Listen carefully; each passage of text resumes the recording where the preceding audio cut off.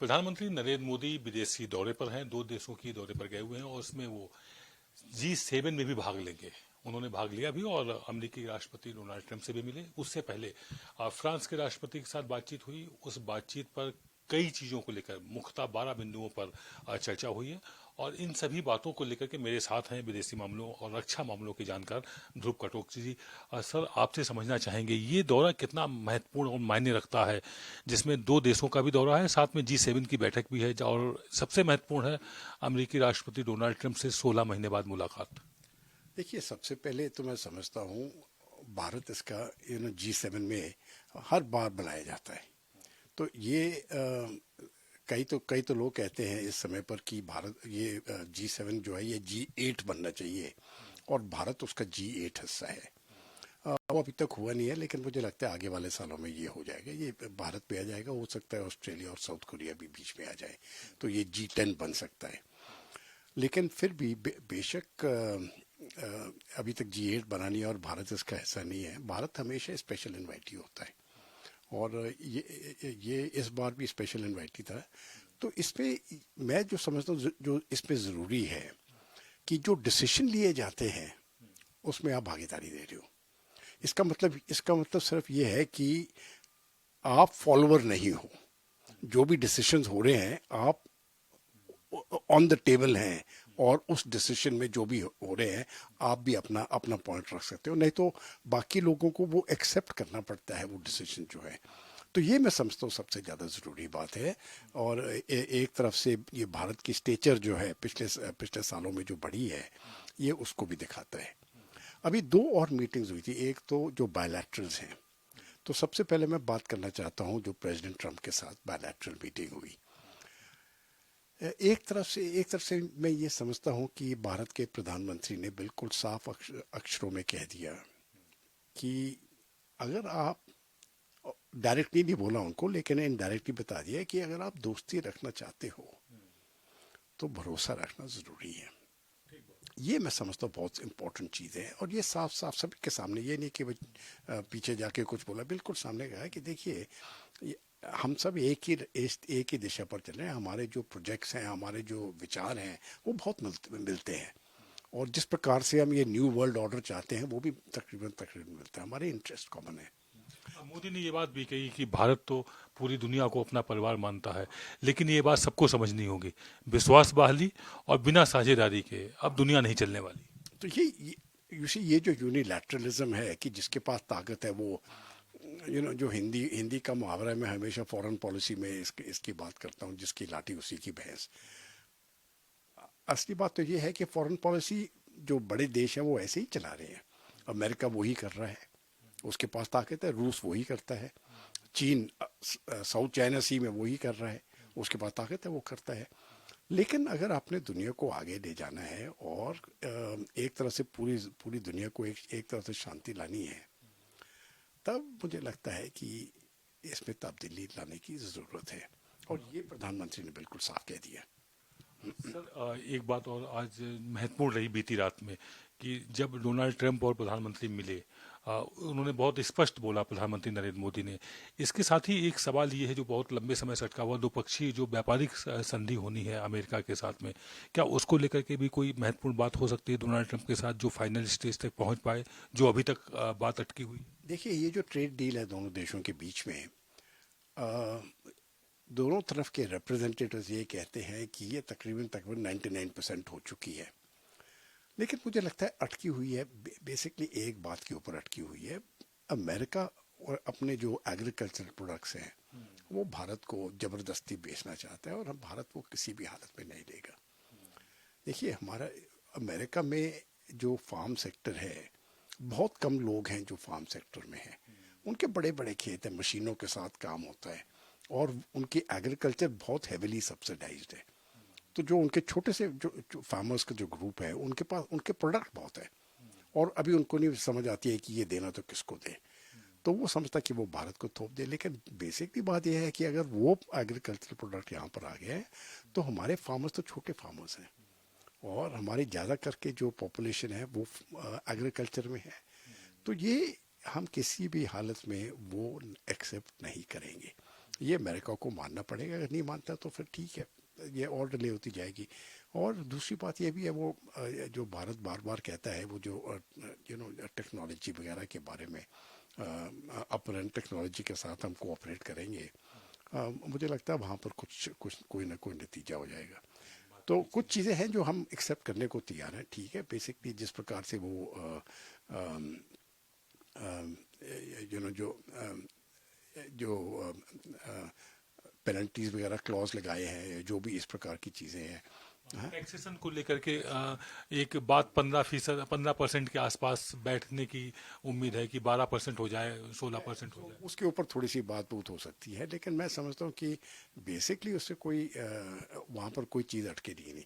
Farm sector ज़रूरी है, यहाँ पर क्या होने वाला है वो अब देखेंगे, लेकिन इस हमने तो उनको ये साफ बता दी, ये हमारी रेडलाइंस है।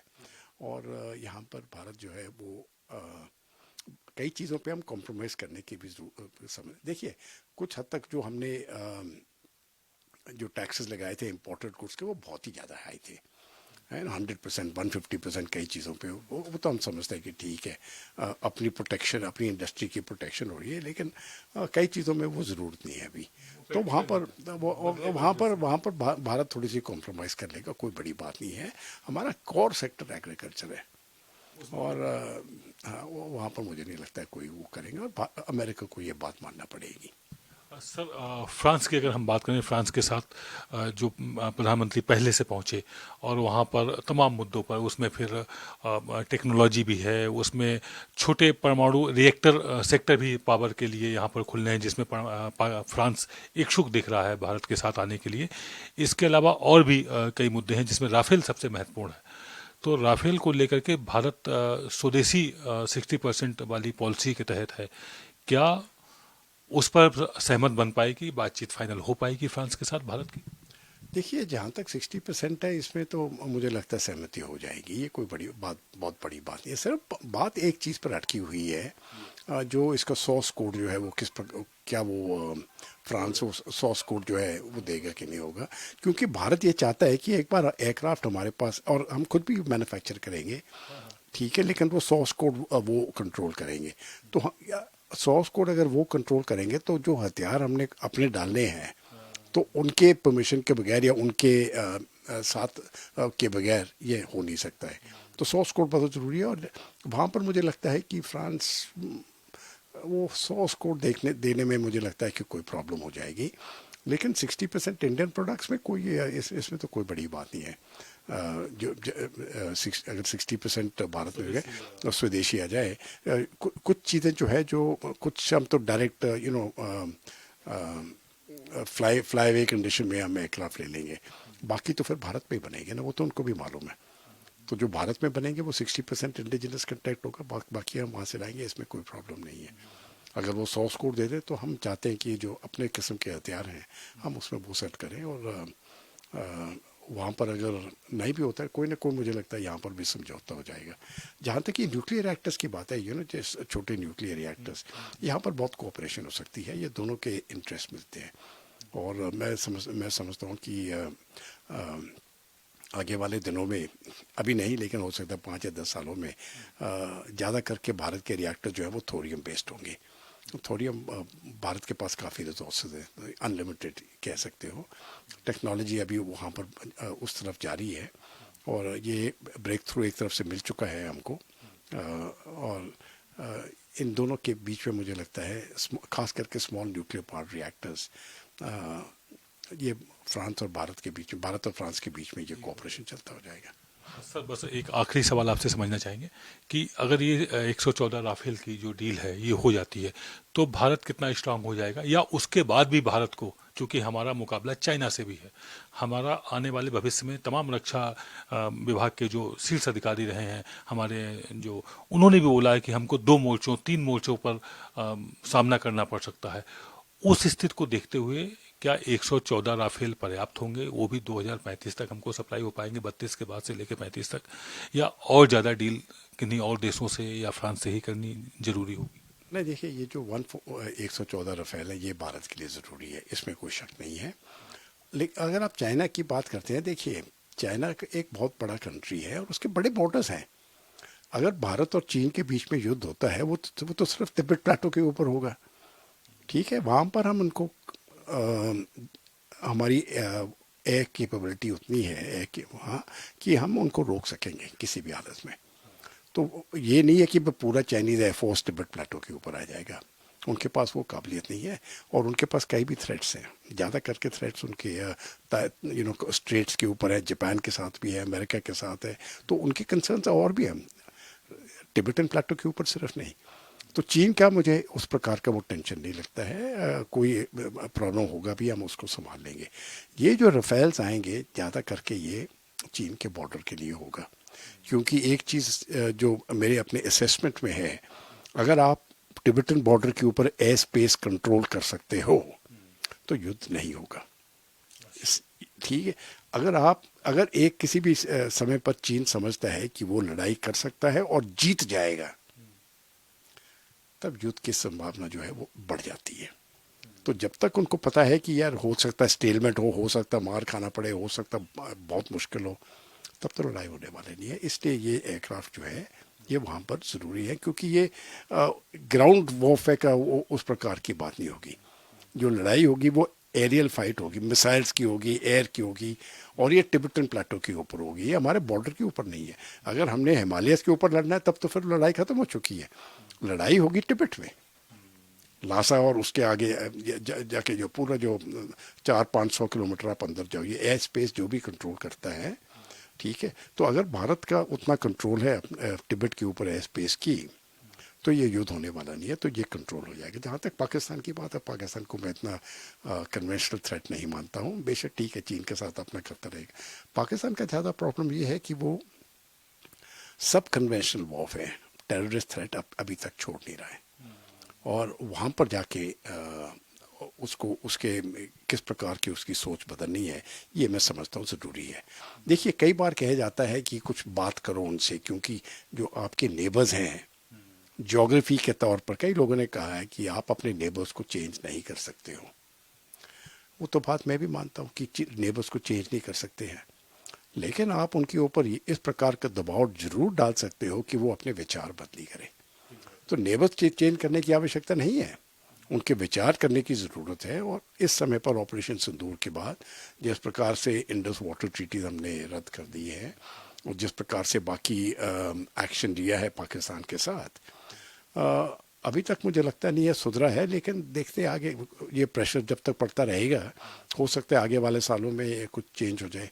लेकिन पाकिस्तान के साथ बात करना या उस प्रकार की चीज़ करना, ये मैं समझता हूँ फजूल है। ये अपने वो चेंज होने वाला नहीं है, क्योंकि वो सिर्फ यही जानता है, सब कन्वेंशनल वॉरफेयर, टेररिज्म, और वो कैंप्स उसके अभी तक भी पाकिस्तान बने हैं। तो जब हम ये देखते हैं कि वो कन्वेंशनल वॉर, देखिए सिंदूर भी 4 दिन का ही हुआ, 88 आवर्स का ही हुआ है। हाँ, तो उसका कन्वेंशनल वॉर अगर चीन और पाकिस्तान दोनों मिल भी जाएं, अगर पाकिस्तान के साथ हमारी लड़ाई होती है तो चीन बीच में नहीं आएगा।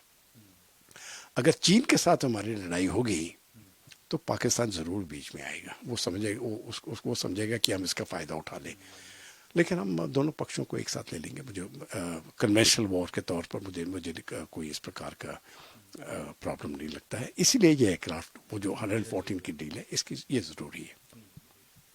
ये थी हमारी खास बातचीत, जिसमें ध्रुव कटोच जी ने स्पष्ट किया हुआ है कि फिलहाल 114 राफेल की डील भारत के लिए बेहद जरूरी है, और ये मांग है। और आने वाले समय में अमेरिका के साथ भी बिजनेस डील हो जाएगी, और भी कई तरह की अच्छी डील्स हो सकती हैं। कैमरा पर्सन दिलीप के साथ आदित्य द्विवेदी, भारत एक्सप्रेस, दिल्ली।